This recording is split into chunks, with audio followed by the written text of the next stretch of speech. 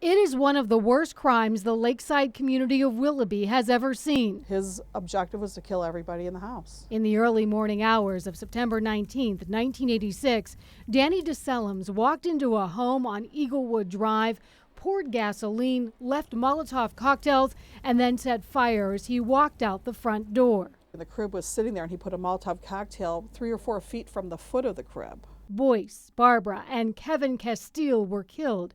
Kelly Coates and her then toddler daughter should have been home that night. Her brother and parents were killed, but they were not. In fact, many thought they too had been killed.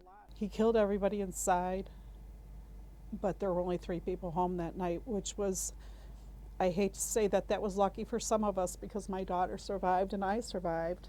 The crime happened more than 30 years ago. Kelly would like to forget, but can't help but remember. Today, her pain is very real. It absorbs your thoughts. It comes in your sleep.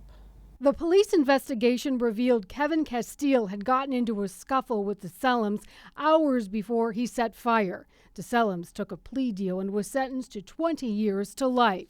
We always think that life in prison, means life in prison, but it doesn't.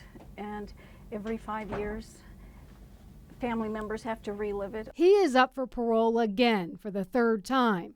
I do not think that it's fair that we have to do this every 5 years. I don't think that it's fair that he would even have the chance to be out walking amongst us. One of the firefighters that night was Pete Gamir.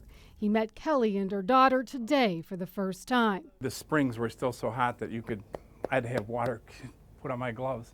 Gamir was a firefighter for 20 years. Years later, you can still remember the night. You can remember different things that happened.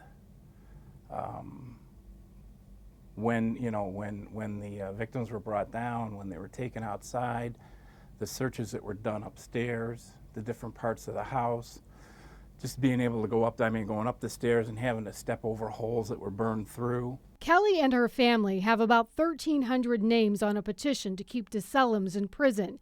Pete Gamir signed it. Kelly and her family are hoping that more people will too. He got away with his life, and he should be lucky that that's what he got, was he got the plea bargain, and he didn't get a death penalty from it.